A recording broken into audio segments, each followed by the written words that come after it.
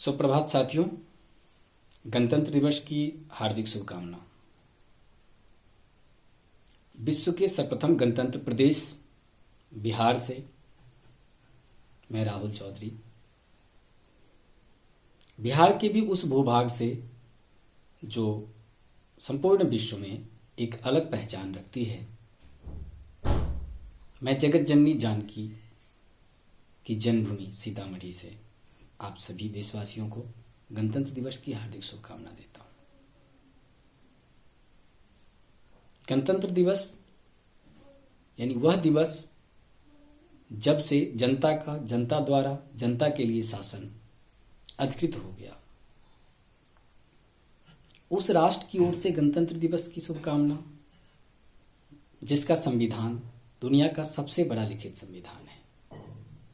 यह हमारे लिए गौरव का पल है कि हम उस मिट्टी के हिस्से हैं जिसे विश्व का सर्वप्रथम गणतंत्र प्रदेश होने का भी गौरव हासिल है।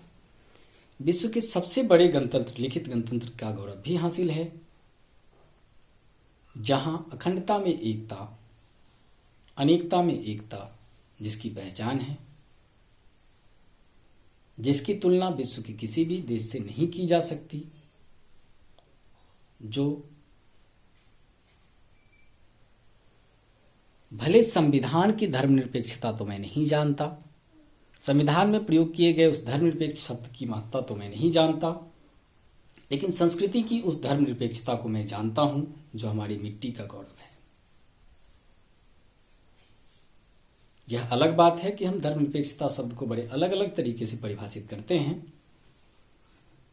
लेकिन उस गौरव के क्षण में आज जब हम 70 वर्ष हमारे गणतंत्र को अंगीकृत किए हुए हो गया, जब आज हम गणतंत्र दिवस मनाने के लिए निकले हैं, तो हम सभी जिन बातों को जानते हैं उन्हीं बातों पे थोड़ी बहुत चर्चा मैं कर लेता हूं। और वो है 26 जनवरी 1950 को भारत के संविधान का लागू होना और तब से आज तक गणतंत्र दिवस के रूप में मनाया जाना। ये बातें आप सभी जानते हैं। दूसरी बात, 26 जनवरी 1930 को पहली बार स्वतंत्रता दिवस मनाया जाना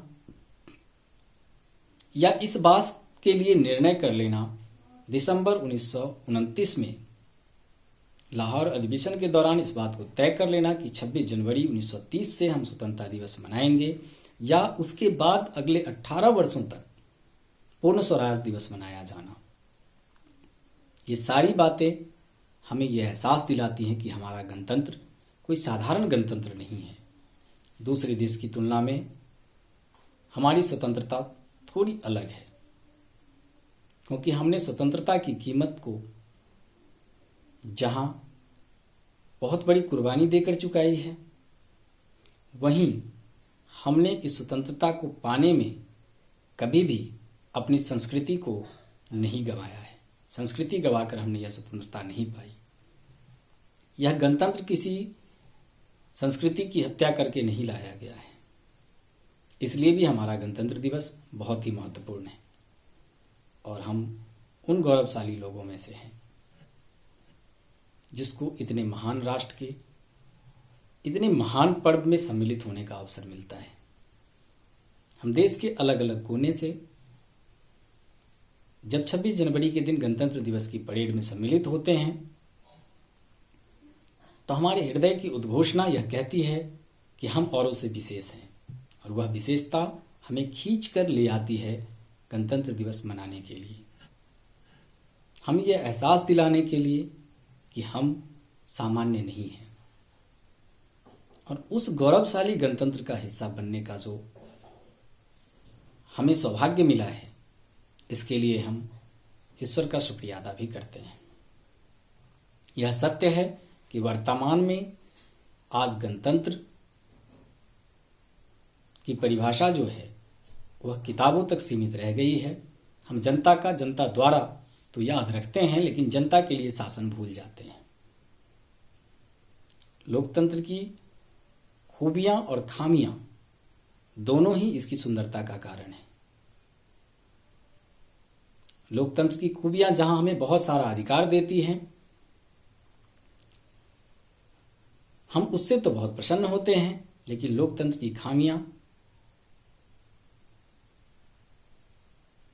जो हमें निराश करती है और हम कभी कभी निराश हो जाते हैं, तो उन खामियों की वजह से एक अयोग्य व्यक्ति भी कभी कभी शासक होता है। वह हमें हमेशा याद रहता है।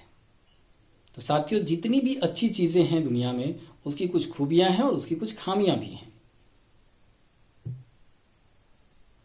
देखा यह जाता है कि उसमें खूबियां अधिक हैं या खामियां अधिक हैं। तो हमारा लोकतंत्र खूबियों से भरा हुआ है, खामियों से भरा हुआ नहीं है।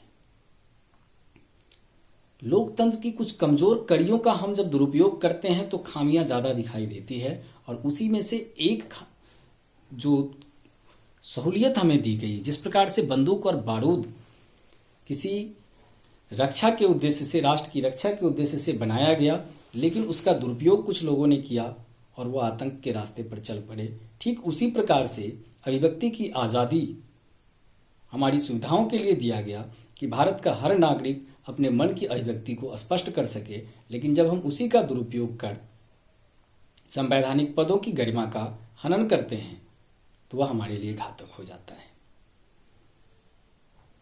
हमें अपने मौलिक कर्तव्य याद नहीं होते हैं और हमें अपने मौलिक अधिकार याद होते हैं, उस जगह पर जाकर हमारा लोकतंत्र कमजोर पड़ने लगता है और फिर गणतंत्र दिवस मनाने का जो आनंद है वो फीका पड़ने लगता है। और शायद हम उसी रास्ते पर बढ़ रहे हैं जहां हम ये भूल रहे हैं कि मौलिक कर्तव्य मौलिक अधिकारों से पहले होने चाहिए।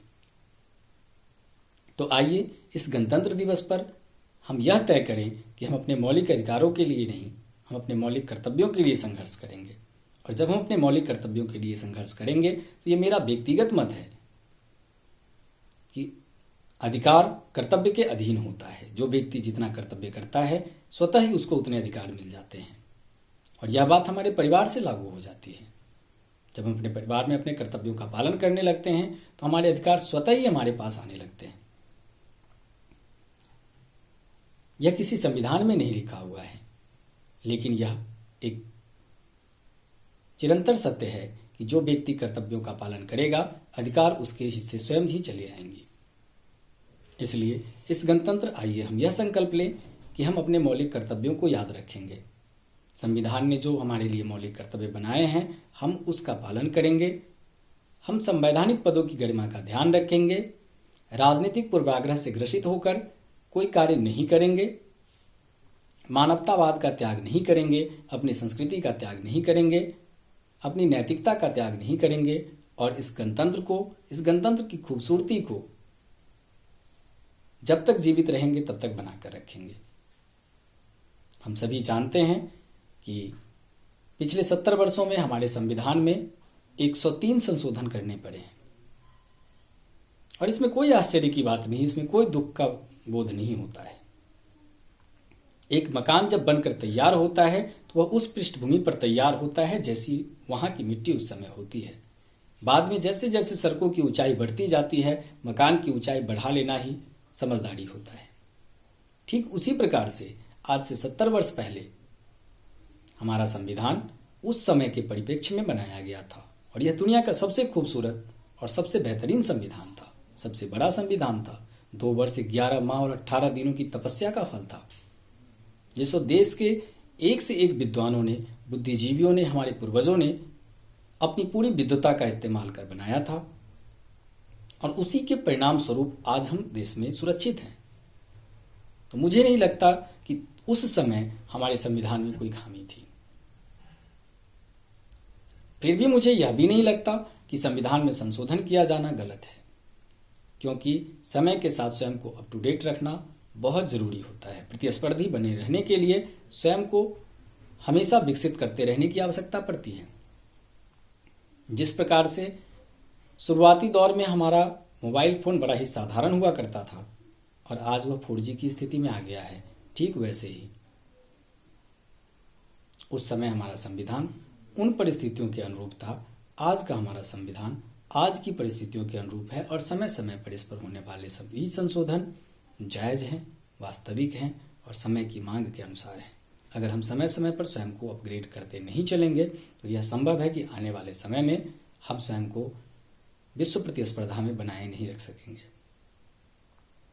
इसलिए उन सभी को स्वीकार करते हुए, अपने मौलिक कर्तव्यों को ध्यान में रखते हुए आइए हम मनाते हैं हमारा गणतंत्र, विश्व का सबसे खूबसूरत गणतंत्र, विश्व का सबसे बड़ा लिखित संविधान, जो अनेकता में एकता, बहुभाषीय होने के बाद, बहुधार्मिक होने के बाद भी धर्मनिरपेक्षता का पाठ पढ़ाता है। ऐसे खूबसूरत संविधान की रक्षा का संकल्प लेते हैं, उस लोकतंत्र की रक्षा का संकल्प लेते हैं जो दुनिया का सबसे खूबसूरत लोकतंत्र है। अपने देश को त्याग कर जब हम नजर उठाकर दुनिया की ओर देखते हैं तो हमें दिखाई देता है कि हमारा भारतवर्ष दुनिया का सबसे खूबसूरत वर्ष है और यहाँ के त्योहार उतने ही खूबसूरत और उतने ही सुंदर हैं। हमें आधुनिकता की इतनी भी हवा ना लगे कि हम अपनी संस्कृति को भूल जाएं, अपनी खूबसूरती को भूल जाएं। हम यह प्रयत्न करेंगे कि हम अपनी नैतिकता का पालन करें, अपने संविधान के मौलिक कर्तव्यों का पालन करें और फिर देखिए मौलिक अधिकार हमारे हाथ कैसे आ जाते हैं। इन्हीं शुभकामनाओं के साथ एक बार फिर से गणतंत्र दिवस की हार्दिक शुभकामना देते हुए मैं आप सभी से विदा लेता हूं और उम्मीद करता हूं कि हमारा गणतंत्र, हमारे गणतंत्र की खूबसूरती, विश्व के सबसे प्रथम गणतंत्र होने का गौरव हमेशा अक्षुण्ण बना रहेगा और इस गणतंत्र की सुंदरता के साथ हम सभी एक साथ मिलकर राष्ट्र के विकास के लिए, स्वयं के विकास के लिए, समाज के विकास के लिए आगे बढ़ते रहेंगे और प्रत्येक वर्ष इन राष्ट्रीय पर्वों के साथ साथ अपने धार्मिक पर्वों को आपसी सौहार्द के साथ मनाते हुए एक नए कल की ओर बढ़ते चलेंगे। तब तक के लिए जय हिंद, जय भारत।